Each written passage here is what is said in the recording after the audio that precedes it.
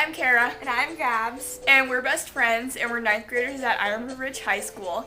And we got assigned a semester biology project, but we decided to take it all the way, and we invented a campaign called COEXIST, and this is our video. A central idea in our campaign is habitat reduction and how it's killing the earth. Habitat reduction is the process that leads to ecosystems not being suitable enough for the species that live in them.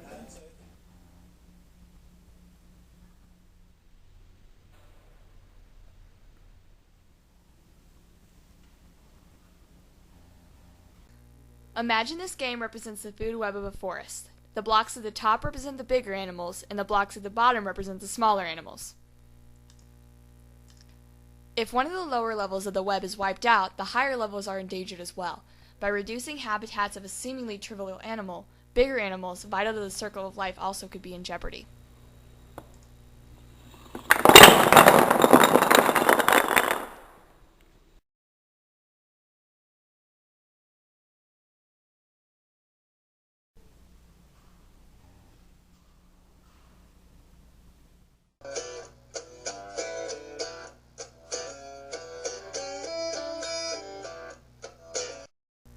Humans put out CO2, and trees take in CO2. Trees put out oxygen, and humans take in oxygen. Green plants and humans work together in a never-ending cycle. When we eliminate green plants from our world, we are reducing a crucial CO2 filter and oxygen source.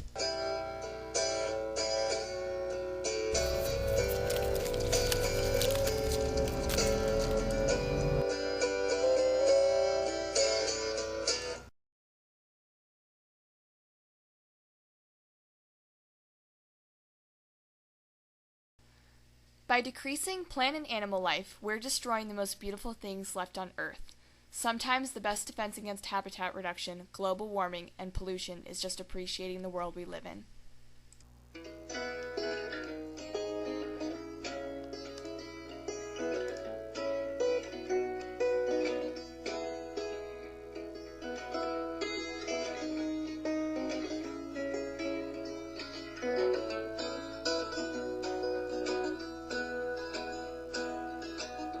This is the first day of my life. Swear I was born right in the doorway. I went out in the rain, suddenly everything changed. They're spreading blankets on the beach. Yours is the first face that I saw. I think I was blind before I met you. I don't know where I am, I don't know where I've been, but I know where I want to go. The Industrial Revolution began in the late 18th and early 19th century, when methods of manufacturing, agriculture, and transportation began to drastically change and become increasingly more advanced. Eventually, the transformation affected every part of common people's lives. This shift impacted the world in many positive ways. It enabled us to get important problems solved and tasks completed more efficiently. Unfortunately, with the increase in industry, the natural condition of the world that previously endured minimal alteration was being minimized by incremental human activity. The problem with habitat reduction in solving problems with the environment and stuff is that it's directly related with industry. And industry has evolved so much that it can't go backwards. And there's a problem that industry can't live with nature, but it also can't live without it.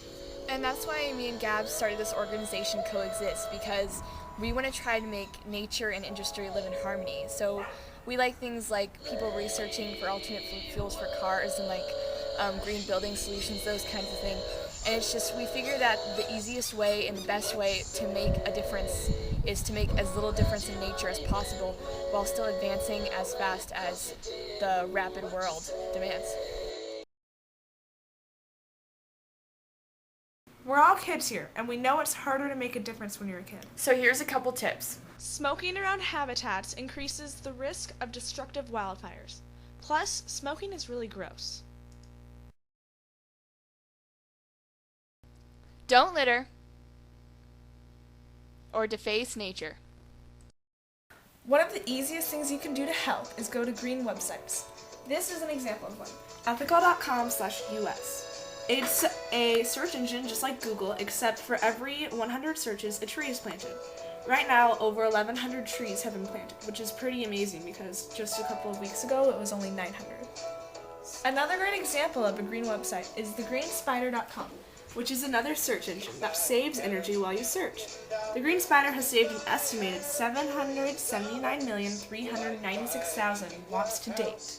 Both of these search engines are great ways to make a difference without leaving your computer chair. So most people, when they're done eating this kind of stuff, they'll just throw it away in the trash. But when you do that, you're just putting it in a landfill with a bunch of other trash, and it won't do any good. But there's some other stuff that you can do with it that'll be a lot more beneficial. So this is my compost pile, and whenever I'm done eating fruits or vegetables, like I have apple cores or banana peels, I put them in here. And you can also have things like that you use for making dinner, like onion peels and potato peels and stuff you would normally just throw away. And then you can also put stuff like coffee grounds and eggshells, anything that'll degrade. And all of that stuff is what it does is it makes the soil really, really, really rich. And so it's really, really easy to grow plants in, and it helps them grow a lot better. So here I have some of these green plants, and they're growing really, really well because of the soil that I put in there for them. There's this cool club at our school called Club Green that we're really lucky to have because it has this really great garden that we can plant things in.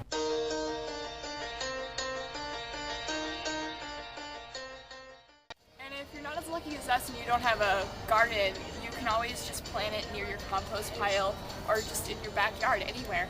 And I know it's only one plant, but it still does a lot of good.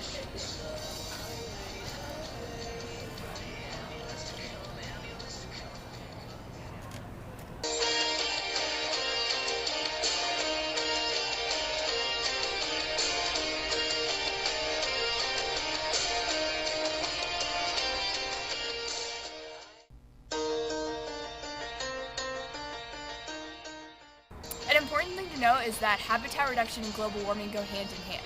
So if you stop some of the causes for global warming, you help stop causes for habitat reduction. Carpooling reduces gas emissions from cars.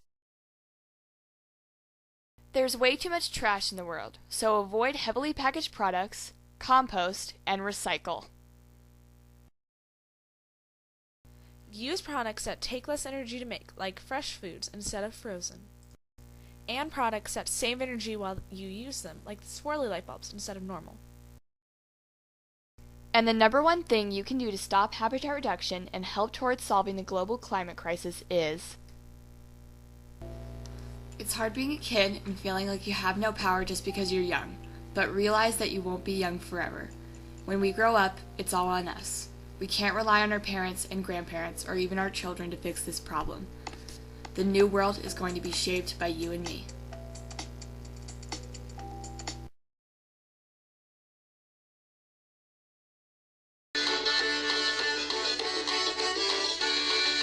Flowers that were growing here will blossom here no more. The hearts and minds of bureaucrats are rotten to the core. There's no investigation and no builder's hesitation. As the playing field makes way for yet another shopping mall. The trees that once were growing here are learning of their fate. The bricks and slabs are piling up to build a new estate. The trees and the best household wood we're told is for the public good. And not to worry, saving Earth is something that can wait. So let me tell you something, if I may know what it's worth.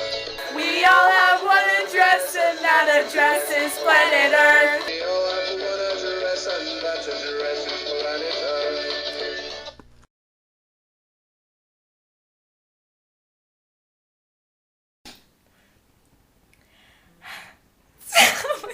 Just go.